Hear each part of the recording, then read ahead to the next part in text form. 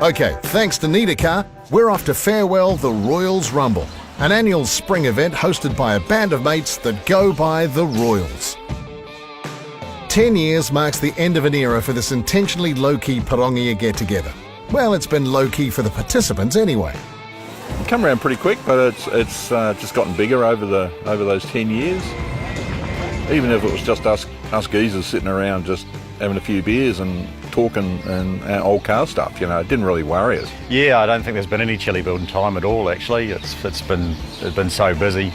Usually it's sort of start to finish, it's flat out. So yeah, no, it hasn't been that. It is the plan for this afternoon. Once everybody clears out, we're going to set it up and do that. So the Rumble is old school, a bit of a niche event, and for the Royals, a decade's worth of laid-back hot rod shows was enough. A natural time to wrap things up. And before there could be any second thoughts, fate would see that call time out with the sale of the venue, the Pirongia Clydesdale Cafe. It's an event that's fought the odd wet spring day over its 10 years, but what has stayed constant is the choice of transportation.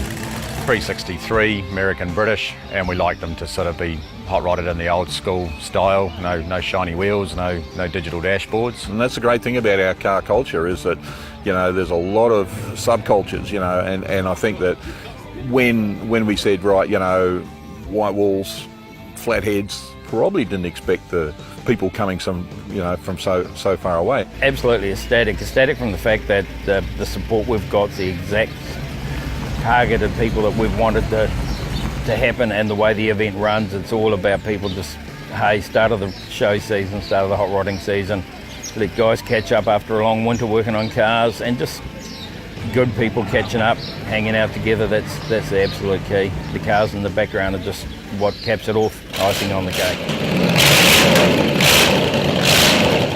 The call to keep the cars old school was an easy one. It's the style of vehicle the Royals are keen on, and it's their day. Who can blame them? They're a club that's not really a club. Members are primarily Waikato-based, but travel from as far away as Wellington too.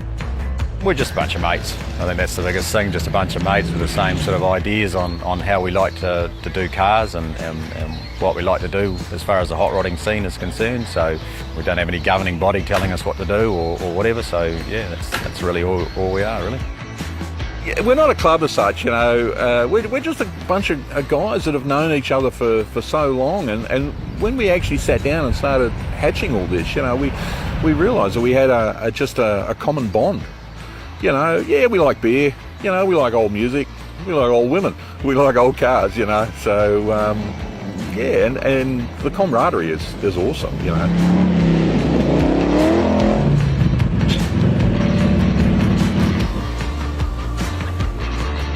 The Rumble certainly doesn't have awards, but if it did, well, the long distance trophy in 2018 would go to Jimmy and Kerry Keys up from the Manawatu.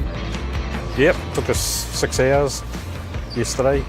Started off nice, bit of rain in the middle, and got here and it was nice again. It's nice to drive. It doesn't look like it is, but it drives quite nice. Bit hungry on gas, but it's a bit of a trade-off.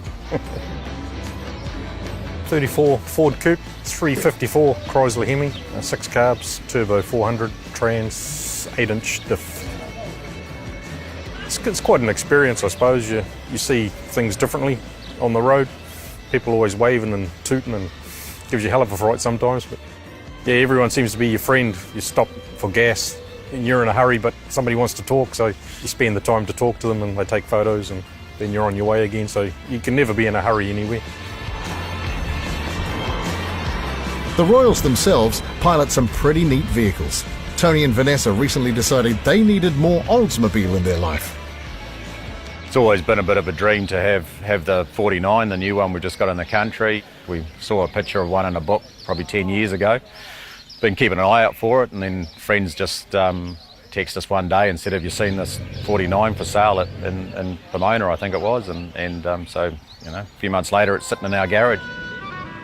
Yeah, I usually get a bit of ribbing. There's 2 Oldsmobiles and countless number of Oldsmobile motors on the floor and all sorts of things. So yeah, something a bit different. Yeah.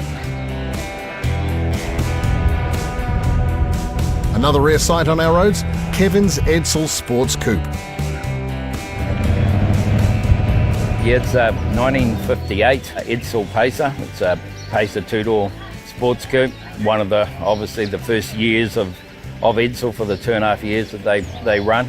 It's factory car, it still runs the original 361 cubic inch FE big block. There's a lot of misconception and misunderstanding about them. They were very much ahead of their time at the time of release, and the Ford Motor Company lost a huge amount of money on them. They released a lot of very new technology that nobody had seen before and nobody knew how to support. So the tele-touch transmission caused some huge issues, but it actually works really cool, and it's quite a neat feature on the car as well. Obviously it's got the Edsel grille, which is distinctive, and that's what Ford wanted. They wanted to be able to tell that car when they released it from 2 blocks away. Well, you certainly can't miss them. You either love them or you loathe them, and we love it. Wrapping up today's lineup of rare American iron and looking for all money a custom straight from the Ford factory, John's Starliner. 15, 20 years ago, I saw Mark Stokes in his greys one that he got rolling to Cambridge swap meet. It was the coolest car I've ever seen. Factory, they got so much custom to them, it's amazing.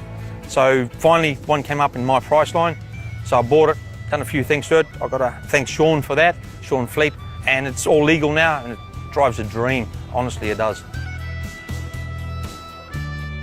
A bubble top is out of my league, so that there is the closest thing to a bubble top, and even though that's lowered 2 inches, it looks so much sleeker and long, and with the windows down being pillarless, it's sexy as, it's as easy as I can say it, yeah. And being a rare model as well, 60, I think they mainly make 1260 of them, so yeah, it's cool, yeah.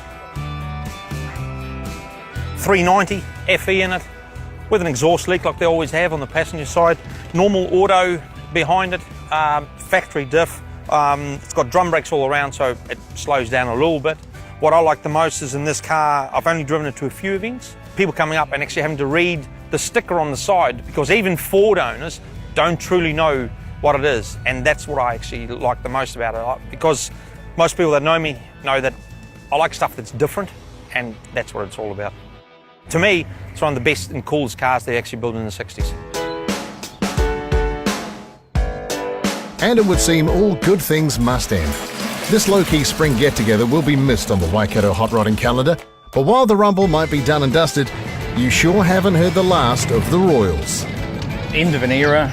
If we had one event, we were happy. If we had more than one, we were ecstatic. So time for us to have a bit of a different view. What do we do next? Have a think. We'll sit back as Royals and decide where we want to go next, and we'll let the rest of the rodding world know what we're doing once we've made our own minds up, I think.